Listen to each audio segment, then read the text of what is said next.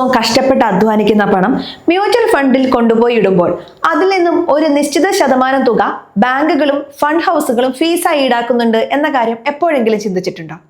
സാധാരണയായി നമ്മൾ എടുക്കുന്ന പല ആക്റ്റീവ് മ്യൂച്വൽ ഫണ്ടുകളിലും 1.5 മുതൽ 2% വരെയാണ് വാർഷിക എക്സ്പെൻസ് റേഷ്യോ അഥവാ മാനേജ്മെന്റ് ഫീസ്.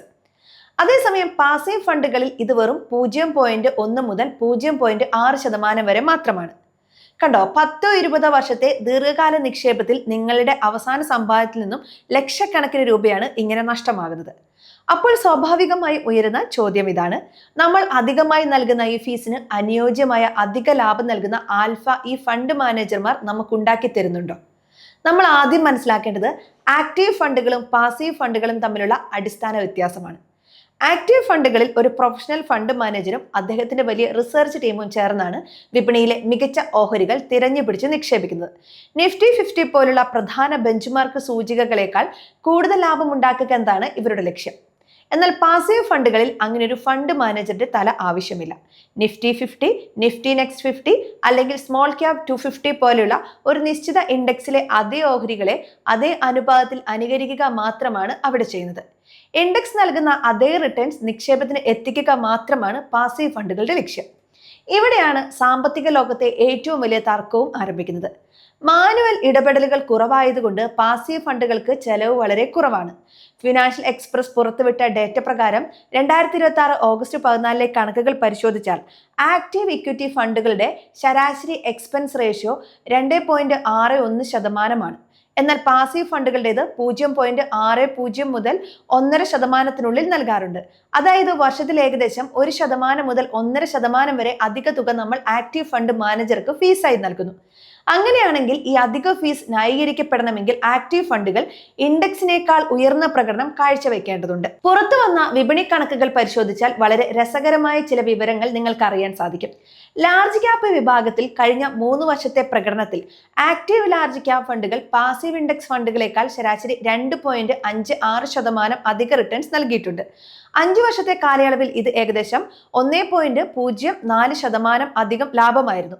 അതേസമയം മിഡ് ക്യാപ് വിഭാഗത്തിൽ കഴിഞ്ഞ 5 വർഷത്തെ കണക്കെടുത്താൽ പാസീവ് ഫണ്ടുകളാണ് ആക്റ്റീവ് ഫണ്ടുകളേക്കാൾ 0.96% മെച്ചപ്പെട്ട പ്രകടനം കാഴ്ചവെച്ചത്.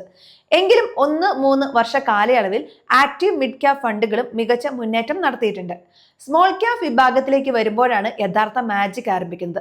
ഫിനാൻഷ്യൽ എക്സ്പ്രസ് ഡേറ്റ പ്രകാരം 2026 കണക്കനുസരിച്ച് കഴിഞ്ഞ ഒരു വർഷത്തിൽ ആക്റ്റീവ് സ്മോൾ ക്യാപ് ഫണ്ടുകൾ ശരാശരി 14.66% റിട്ടേൺസ് നൽകിയപ്പോൾ പാസീവ് സ്മോൾ ക്യാപ് ഫണ്ടുകൾ 9.33% റിട്ടേൺസ് മാത്രമേ നൽകിയിട്ടുള്ളൂ.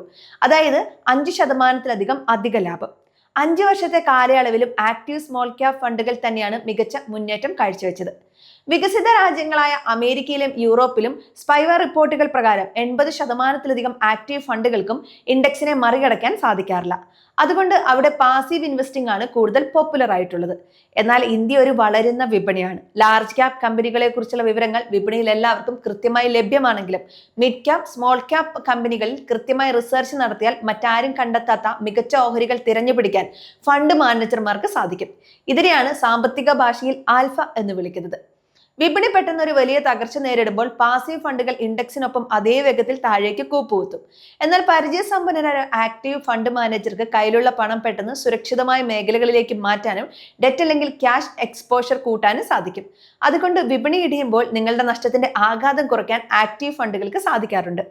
ആഗോള വൊളാറ്റിലിറ്റി ഉണ്ടാകുമ്പോൾ നിങ്ങളുടെ സമ്പാദ്യത്തിന് സംരക്ഷണം തീർക്കാൻ ആക്റ്റീവ് മാനേജ്മെന്റിന് കഴിയും. വെറുതെ കുറഞ്ഞ ഫീസ് കണ്ടതുകൊണ്ട് മാത്രം ഒരു പാസീവ് ഫണ്ടിൽ പണം മുഴുവൻ കൊണ്ടുപോയി ഇടരുത്. നിങ്ങളുടെ റിസ്ക് എടുക്കാനുള്ള ശേഷിയും സാമ്പത്തിക ലക്ഷ്യങ്ങളും അനുസരിച്ചാണ് ഇത് തീരുമാനിക്കേണ്ടത്. നിങ്ങൾ വളരെ സുരക്ഷിതമായി ലാർജ് ക്യാപ് മേഖലയിൽ മാത്രം ദീർഘകാലത്തേക്ക് നിക്ഷേപിക്കാൻ ആഗ്രഹിക്കുന്ന ആളാണെങ്കിൽ കുറഞ്ഞ ചെലവിലുള്ള ഒരു നിഫ്റ്റി 50 ഇൻഡെക്സ് ഫണ്ട് അഥവാ പാസീവ് ഫണ്ട് തിരഞ്ഞെടുക്കുന്നതാണ് ബുദ്ധി.